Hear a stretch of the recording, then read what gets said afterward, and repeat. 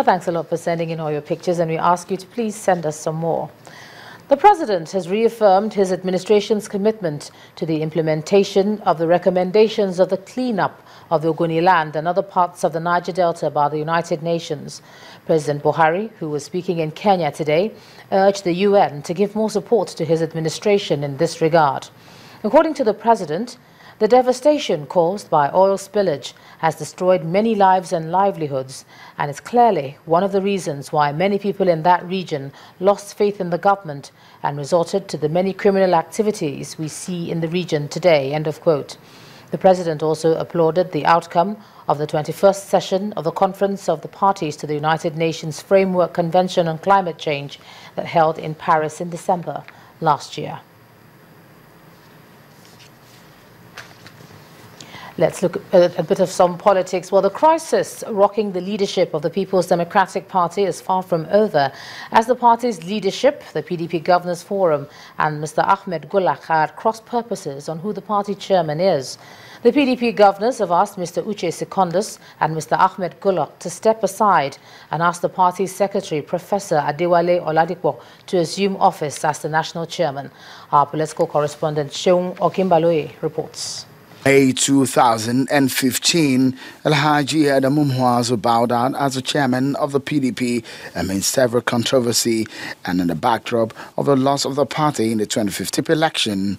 Chief Uche Secondus stepped in but several months after his reign as the acting chairman of the party. A former political advisor to former President Goodluck Jonathan, Alhaji Ahmed Gulak, dragged Chief Secondus to court, asking that he be allowed to run the affairs as a party's chairman.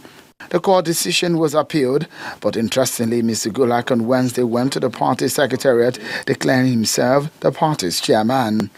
24 hours later, the PDP governors, after a meeting in Abuja, in the nation's capital, came hard on Mr. Gulak and the incident at the party's office. The invasion of the party headquarters by Ahmed Ali Gulak, who reportedly assumed the chairmanship of the People's Democratic Party, is regrettable and condemnable.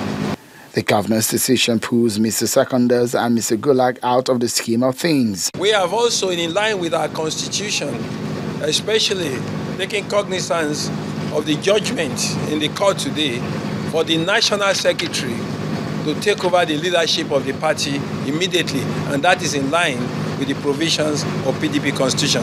For Mr. Gulak, the decision of the governors is against the law. The instrument of the law, I am the national chairman of the PDP. I am the only competent person that can preside over the NWC, the NEC, and the caucus of this party.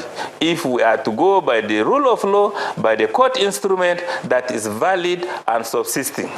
In direct opposite of what the governors decided, the party National Working Committee earlier in the day says the National Working Committee NWC of the People's Democratic Party wishes to assure all members of the party nationwide that there has not been any change whatsoever in the leadership composition of the party at the national level.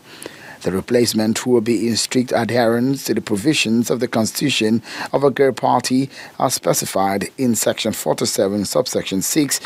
Until then, the status quo remains, which means the Deputy National Chairman, Prince Uche Secondus, remains as the acting National Chairman. Mr. Gulak believes he is on the side of the law and wants to help restructure the party. The NWC is saying a different thing, while the powerful governors of the party are totally on a different note in the matter. Critical time for the PDP, but how it gets itself out of the present situation remains to be seen. Seun Okimbaloye, Channels Television News. Let's stay with politics now. Mixed reactions continue to trail the Supreme Court ruling, which upheld the election of Mr. WIke as the governor of Rivers State. Governor WIke urged the people of the state to remain calm and show respect for the rule of law. He also called on opposition to support his administration.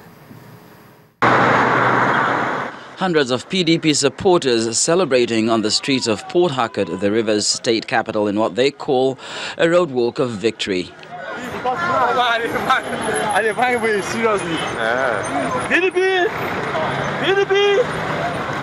Governor WIke describes his triumph at the Supreme Court as a vindication of history.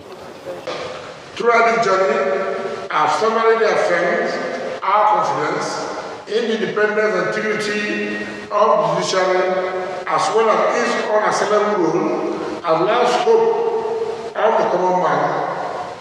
History, they say, will continue to vindicate the just. The deputy governorship candidate of the APC in the April 2015 election has personal reservations about the judgment.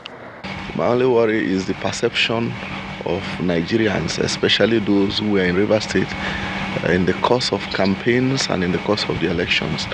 The international community was here. It described the elections the way they saw as very violent.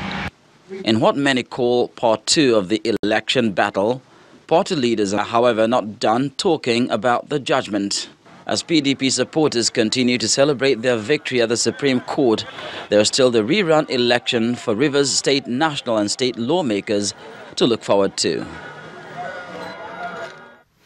All right, now let's cross over to Abuja, and here's Linda Akigbe. Hey, Linda. Hello, Ijoma. Thank you for joining us and welcome to the nation's capital. In Borno State, northeast Nigeria, soldiers fighting insurgency are demanding to be relieved at their duty post. Weary of their stay in the front lines, the soldiers bear their mind to the theater commander of Operation Lafia Doli when he came to check on the men along the Konduga-Bama-Banki axis. Before this time, the practice is to rotate duties at the expiration of 6 months. 2, 3, go! 1, 2, 3, 3. The hope of being replaced is fading daily for these soldiers. Since March 2013, they have been in the thick of the war against the Boko Haram sect. The arrival of the theater commander in charge of Operation Lafia Dole is a golden opportunity, and the soldiers seize the day. I've been telling you they're going to make a change to December last year. They say January. Now January I've gone, so we don't even know. If they say we are going to stay here throughout this year, they should let us know, so that we'll make up our mind. I know that we are going to stay throughout this year. You know the situation went by, maybe our CEO will give us tax. We started saying that maybe we are going tomorrow, we are going next tomorrow. So we don't even know our fate. The commander engages them on the rules of engagement with an assurance that their demands will not be brushed aside. You have the support of the federal government, the hierarchy of the military, defense headquarters, army headquarters, and all other Nigerians. You should continue in this manner. We are behind you very strongly. It is necessary that we are rotating. And I want to tell you now that there is a very big plan to rotate those of you that have stayed for 2 years and above. Bama, one of the towns liberated by Nigeria's military, lies in a rubble, but the government is trying to change that story and build the victims a place they can call home. Members of the civilian joint task force who fled the town to safer grounds are now back. They were complementing military efforts. As the confidence that our armies have it, we are comfortable like before. Access to camera drones and other facilities have made the troops better motivated. And according to the commander, there's more where that came from.